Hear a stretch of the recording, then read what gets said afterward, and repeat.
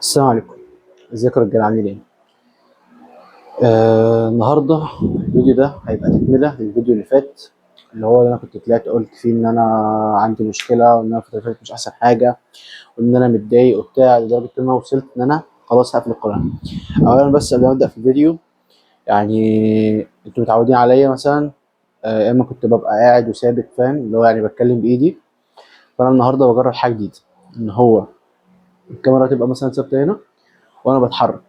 انا حسيت مثلا ان انا الكلام بيبقى احسن بالنسبه لي كفلو مثلا، او اللي هو كتتابع وكده والافكار بتطلع وانا بتحرك وانا بتكلم. دي الطبيعه اللي انا بتكلم بيها فاهم، مش اللي انا قاعد على الكرسي وبس. تمام، ده اول حاجه. حلو حلو. زي ما كنت بقول ان هو الفيديو ده هو تكمله للفيديو اللي فات. تكمله للفيديو اللي فات ازاي؟ ان انا زي ما بقول لك كنت متضايق لدرجه ان انا وصلت بيا لمرحله ان انا خلاص كنت هقفل القناه، قرار نهائي، مش مفيش فيه رجعه فاهم. طيب، انا النهارده جاي اقول لك، او جاي احط ايدك على مشكله كبيره ممكن مليء يعني. انا مش معايا الحل بتاعها، بس الاكيد ان انا هحط ايدك على المشكله، وان انا احط ايدك على المشكله دي فانا بديك 50% من الحل. تمام تمام. طيب، ايه هي المشكله دي؟ ان اغلب الشباب دلوقتي، وانا اللي بالضبط كنت واحد منكم، ان انا ايه اللي حصل؟ ان انا متضايق، خلاص مش زعلان، متضايق، مش عارف، فاهم، مخنوق من الاخر. انا دلوقتي جاي اقول لك ان كل شعور من اللي انت حسيت بيهم ده، اللي هو انت مخنوق، متضايق، زعلان، خلاص وصلت ان انت مش قادر اي حاجه خالص، تعبان، مش قادر تقوم من مكانك، ده هيبقى اولا ليه اسباب. حلو حلو. طيب، غير ان ليه اسباب، خليني اقول لك ان كل شعور انت بتحس فيه ده انت المفروض ما تقفش عنده كده، اللي هو انا متضايق تمام خلاص انا متضايق. لا، انت متضايق، شعور الضيق ده او شعور الخنقه او شعور ان انت زعلان، ده هو زي ما بقول لك كده ايه، الحاجه اللي على السيرفيس كده، هي الحاجه السوبرفيشال، هي الحاجه اللي على السطح، هي دي حاجه اللي ظاهره لك، لكن جوه ليها اسباب تانية. يعني مثلا شعور الضيق ده هو مش الشعور الحقيقي، في وراه مشاعر مختلفه. طب مش فاهم الحته دي او اشرحها لي؟ انا تقريبا اتكلمت فيها قبل كده، زي يعني من كام فيديو كده، بس مش فاكر كان اي فيديو بالظبط، بس مثلا خلينا اقولها تاني. مثلا زي ما قلت، مثلا انت متضايق، طيب اسال نفسك انت متضايق ليه. حلو. مثلا انا متضايق، والله انا متضايق مش عارف ليه. لو قعدت فكرت شويه، انا متضايق عشان مثلا فلان مثلا ما كلمنيش. طب انت متضايق عشان فعلا فلان ما كلمكش، ولا عشان فلان تجاهلك، او ان هو قلل من قيمتك، ان هو مع ان هو ما كلمكش ان هو قلل من قيمتك وكلم مثلا حد غيرك؟ فاهم؟ فهو انت بتشوف كده، بتقعد تنزل لغايه ما تشوف ايه اصل المشاعر اللي انت حاسس بيها، لان شعور الضيق او شعور الزعل او شعور كده وراه مشاعر تانية. انا فاكر كان في مثال اتكلمت فيه زمان، بس مش فاكر ايه المثال ده، بس يعني ممكن لو افتكرت قدام ابقى اقول. طيب، خلينا نرجع للكلام. دلوقتي انت حسيت انت متضايق مش عارف ايه، قلت لك ايه؟ هترجع للسبب الرئيسي او الحاجه السوبرفيشال خالص، فاهم؟ طيب، تاني حاجه ايه هي؟ انا خليني اقول لك بقى الاسباب اللي هي 90% اللي هي ممكن تخليك تحس بكده. انا بالنسبه لي مثلا هم 4 اسباب. ايه هم الاربع اسباب؟ اول حاجه قله الحركه، ان انت ما تتحركش كتير. حلو حلو. خليني بس ايه اقول الاسباب كده سريعا، بعدين اوضح لك كل سبب لوحده يعني بعدين. قله الحركه، اختلال الاولويات كترتيب، اختلال الاولويات كاسباب. حلو حلو. اخر حاجه ان انت مش عارف نفسك. طيب، خلينا نتكلم عن اول حاجه اللي هو ايه؟ قله الحركه. قله الحركه دي قصدي بيها ايه؟ قصدي مثلا انا تقول لي مثلا ده انا بتحرك، ده انا بروح، ده انا باجي، ده انا مثلا بروح الجامعه مثلا، او بروح مش عارف المدرسه، او بروح مش عارف الشغل، او كذا او كذا او كذا. هرجع اقول لك مثلا لو انت بتروح كده ومقتنع باللي انت بتروحه، هنسيب الحته دي قدام، هبين لك ليه مثلا طالما انت بتتحرك بس برضه متضايق. خليني اقول لك مثلا لو انت ما بتتحركش او حركتك قليله، ان انت مثلا تروح الجامعه او بتاع، فاحب اقول لك اصلا انت رايح غصب عنك. فان انت رايح غصب عنك ده اصلا لوحده احساس بالضيق، بسبب العجزك ان انت ما تروحش، او ان انت مجبور على المروح، مش اكتر ولا اقل. حلو. فده يعتبر مش حركه. الحركه دي انت محددها في دماغك، انا عايز اتحرك لكذا، عايز اروح لكذا، انا عايز انزل النهارده، انزل اتمشى، او انزل مثلا مش عارف اعمل مثلا 10000 خطوه، اعمل 5000 خطوه، اعمل 2000 خطوه، عشان نفسي انا، عشان عايز اتحرك. خلاص انت محدد الحاجه دي عشانك انت، انت عايز تتحرك عشانك انت مش عشان حد تاني. ده واحد. اتنين، ايه هو اختلال الاولويات كترتيب. مثلا آه...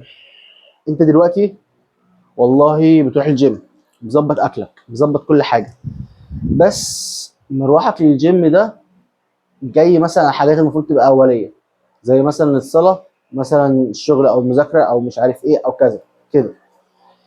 فانت ان انت مش مظبط اولوياتك كترتيب، هتحس برضه بالضيق او بالزعل، او ان انت خلاص زهقت، او ان انت اللي بتعمله ده كله مش حاسس بيه بفايده. ليه؟ لان اولوياتك مترتبه غلط. طيب، طب والله وصلنا لترتيب الاولويات الصح. انا هقول، مش هقول لك بقى انت، بس انت رتب مع نفسك، فاهم يعني. هو اولا طبعا الحاجه اللي هي الصلاه، الدين اللي هو الصلاه. بعدين بقى بتشوف مثلا شغلك، او مثلا انت ايه اكبر مشكله عندك، فاهم. مثلا الجيم، مثلا بعدين المذاكره او الشغل، مش عارف ايه كده. بترتب الدنيا عندك براحتك ومش عارف ايه، وبتطلع على الاولويات دي اللي هو مهمات بتخليها في يومك كده، فانت بتعملها. دي خلاص دي لازم تعملها في اليوم. ده اول حاجه. تاني حاجه، تاني حاجه لا دي تاني حاجه. تالت حاجه اللي هو اختلال ال- المهم، اللي هو اللي قلنا ايه، اختلال أو اختلال الاولويات كاسباب. ازاي؟ يعني مثلا والله انا بروح الجيم وبغسل نفسي عشان اروح الجيم، عشان اتعلم مثلا الالتزام، او عشان يبقى شكلي حلو. طيب بعدين انت لو ما رحتش الجيم عادي، خلاص يا عم شكلي مش هيبقى حلو، انا متقبل شكلي كده، انا كده كده حدش يشتري حاجه عندي بشكل كويس وشكل جميل، وحد يشتري حاجه عندي. فانت مش هتروح الجيم، انت خسارتك قليله مش هتروح الجيم. طيب والله، لكن انا بقى مثلا انا رايح الجيم عشان انا عايز صحتي تبقى كويسه، عايز لما اوصل لل 30 ولما اوصل لل 50 ما اشتكيش، تبقى صحتي كويسه، تبقى قادر اتحرك، قادر العب مع عيالي، قادر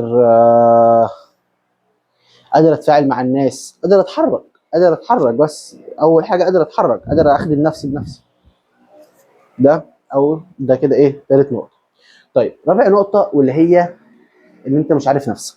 طيب هتقول لي اقدر عارف نفسي وانا زي الفل وبتاع مش عارف ايه، هقول لك لا، انت مش عارف نفسك. كنت عرفت اصلا الثلاث حاجات الاولانيين دول اللي احنا بنتكلم عنهم، كنت عرفت ايه سبب ضيقتك، كنت ما بقتش متضايق. ده ملخص لو انت اجابه لو انت عارف نفسك كنت ايه يعني، فاهم.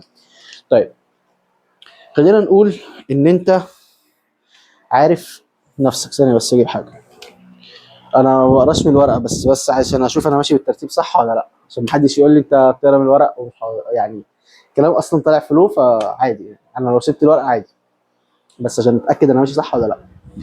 طيب اللي انت مش عارف نفسك، طب ازاي تعرف نفسك؟ تعرف نفسك ان انت تبقى تقعد مع نفسك وتكلم نفسك. لا اللي انت كلامك لنفسك انت مش مجنون. انت تقعد مع نفسك ببساطه، والله مثلا انا الموقف فلان الصبح ده ضايقني. طب ليه؟ عشان مثلا كذا كذا كذا كذا. طب انا حاسس ايه دلوقتي؟ يعني انا في مره عملتها، كنت راجع مش فاكر من الجامعه، متضايق، مش فاكر متضايق ليه، مش فاكر اصلا الموقف خالص، بس انا فاكر اللي انا عملته في الموقف ده، ان انا جبت ورقه، كان ماشي ورقه وقلم، طلعت الورقه، ورقه زي دي برضو كده، ماشي بالورقه، طلعت القلم، تك تك تك، انا حاسس بكذا كذا، انا متضايق، انا مخنوق، انا مش عارف ايه، انا مش عارف ايه، كذا كذا كذا كذا كذا كذا. طلعت كل اللي انا حاسه في الورقه، قمت واخد الورقه دي وقطعها ورميها.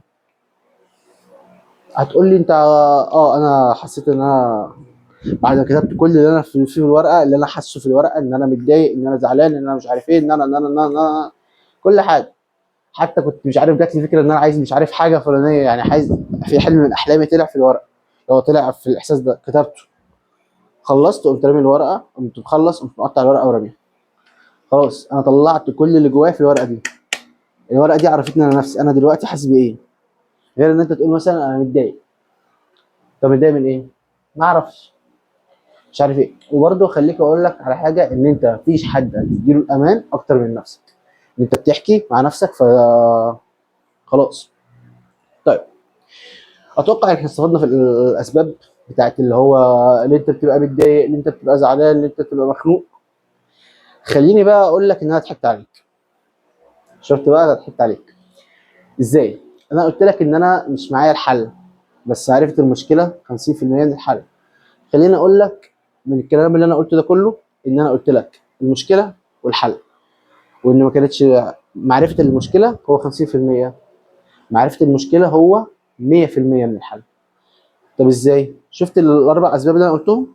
هو قله الحركه، مش عارف، اختلال الاسباب، اختلال الاولويات كترتيب، واختلال الاولويات كاسباب، وبعدين اللي هو اللي انت ما تعرفش نفسك. اعمل عكسهم، اتحرك. وقصدي مش في الحركه ان انت تتحرك اللي هو تنزل تتمشى بس وبتاع، لا، اعمل حاجات جديده، اتحرك، اعمل حاجات، اعمل اشتغل، اعمل جاي من فعل، افعل. فاهم؟ اللي هو لو كنت اتكلمت زي ما اتكلمت فيه قبل كده، رو اكشن، اعمل اي حاجه، اي حاجه.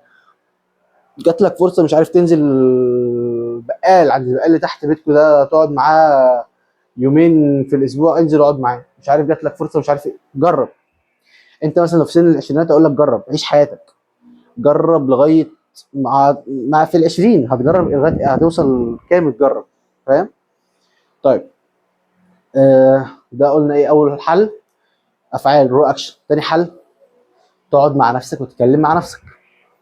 بسيطه، هتعرف نفسك مالها، هتعرف انت متضايق، هتعرف انت مبسوط، هتعرف انت زعلان، هتعرف انت محتاج ايه، هتعرف انت مش محتاج ايه، هتعرف انت عايز ايه، هتعرف انت مش عايز ايه. كل ده تعرفه ان انت لما تقعد تتكلم مع نفسك. طيب خلصنا؟ لسه. طيب هتيجي بعد ما تقعد مع نفسك كل ده يبقى ورقه وقلم، لان انا جربت من غير ورقه وقلم مفيش حاجه، لازم ورقه وقلم. طيب خلصنا ورقه وقلم، خلصنا ازاي متضايق مع نفسك، خلصنا مش عارف ايه، خلصنا بتاع. هتيجي وترتب اولوياتك، وزي ما قلت ترجمه اولوياتك اول حاجه بتجيب الاولويه، الحاجه دي اصلا حلو، فبتخلق لها سبب حقيقي يكون انت اللي عايزه، مش غيرك اللي عايزه، مش المجتمع اللي عايزه، مش اهلك اللي عايزه، مش صحابك اللي عايزينه، مش السوشيال ميديا اللي عايزاه. انت اللي عايزه رقم واحد وبس. انت تبقى لما انت كده تبقى مش عايز تعمل الحاجه دي، تقول لنفسك انا هخسر كذا قصاد ان انا ما اعملش الحاجه دي. طيب حلو، هتترجمها، قلنا السبب، السبب ده هتترجمه الفعل. خلاص بقى الفعل ده هو بيتمحور حاليا حوالين يومك. يومك بيتمحور حوالين 3 4 افعال، هم دول لازم يتعملوا. خلص. طيب كده اكون خلصت الفيديو. بس هقول حاجتين. الفتره الجايه انا قررت اخش في حاجه اسمها لوك ان. حلو حلو. ايه اللوك ان ده؟ ممكن ناس كتير تبقى عارفاه، ممكن ناس ما تبقاش عارفاه، فانا هقول لك على طول ايه هو اللوك ان بسرعه. لوك ان ده انت بتحدد شويه مهمات، انت طبعا شويه محظورات، شويه حاجات انت لازم تتعمل، مفيش ما قابليه انها ما تتعملش، فهو لازم تتعمل. زي مثلا ايه، انا اللوك ان، جدول اللوك ان ده هنزله بعدين، يعني مثلا كمان 3 ايام يومين كده هنزله، اكون بس ظبطت فيه كام حاجه، اكون خلاص استعديت ليه هنزله. طيب انا هفيدك في ايه؟ حابب تخش معايا يلا، حابب ما تخشش هتفرج بس اتفرج ببساطه شديده. انا هبدا انزل فيه كام فيديوهات، ممكن مش اكيد تبقى شورتس. حلو حلو. لان الشورت بيبقى مونتاجه اصعب من اللونج زي ما انت بتشوف، انا ببقى واقف قدام الكاميرا بقص مثلا اول حته، بقص اخر حته، ممكن حتت في النص اقصها شكرا. لكن الشورت بقى تبقى تقص كل فاصله وتربط ببعض، فلسه هنشوف هنعمل ايه يعني لسه. اللوك ان ده ما مدته قد ايه؟ هيبقى 30 يوم مبدئيا، هيبقى فيه هيبقى انزل فيديو اكتر يوضح الدنيا اكتر. حلو حلو كده خلصت؟ لا، قلت لك فاضل حاجتين، انا قلت حاجه واحده. الحاجه الثانيه ايه هي؟ ان في جمله قبل ما اعمل الفيديو قلت لازم اقولها. في الاول ما كنتش عارف ايه ربطها بالفيديو، بس بعدين قلت لا، رابطه بالفيديو جامده جدا. جمله الدكتور مصطفى محمود بتقول ايه؟ بتقول كان لازم ابليس يسجد لادم عليه السلام. ليه؟ عشان ابليس لو كان شاف اللي هيعمله بني ادم او الناس اللي جايه من نسل ادم، كان استحاله يفكر ان هو عايز، يعني ان هو عايز يضل في الناس. كده كده الناس هتضل. ليه؟ لان بيقول لك ربنا كان عارف هو بيخلق ادم والناس اللي جايين من نسله ان هم هيتفوقوا على كل المخلوقات. وده فعلا ان هو الانسان بيتفوق على كل المخلوقات اللي على الارض، ان هو بيتفوق على كل المخلوقات في خيره وفي شره. تشوف كده مثلا العالم الفلاني اللي وصل ان هو جاب علاج كذا كذا كذا، ومثلا اوبنهايمر اللي عمل القنبله النوويه اللي رجع ندم بعدها ونوبل، حتى نوبل اللي هو مش عارف عمل الديناميت عشان يساعد مش عارف عمال المناجم، بعدين هم بقوا يستخدموه في الحروب، فعشان يكفر عن ذنبه ده عمل جائزه نوبل وخلى الناس تتفوق على بعضها. مهم يعني، فهو الانسان لو وصل حط دماغه كلها في الشر مفيش زيه. طيب انا بقول لك كده ليه؟ بقول لك قوه عقلك. عقلك ده هو عشان مثلا لو انت مستقل بكلمه اقعد اتكلم مع نفسك، عقلك ده انت لو عرفت تتحكم وتوصل للي جواك وتوصل للاوعي اللي جواك وعقلك ده، احب اقول لك انت مفيش حاجه توقفك. لان لو بيقول لك فعلا انت اقوى عدو ليك هو نفسك بس. وكده اكون خلصت الفيديو، وما تنساش تعمل لايك لو الفيديو عجبك واستفدت منه، اهم حاجه اهم من عجبك كمان. وشوف حابب الموضوع الجاي يتكلم عن ايه، اكتب لي في الكومنتات كده ايه الدنيا معاك، وتنساش سبسكرايب، وسلام.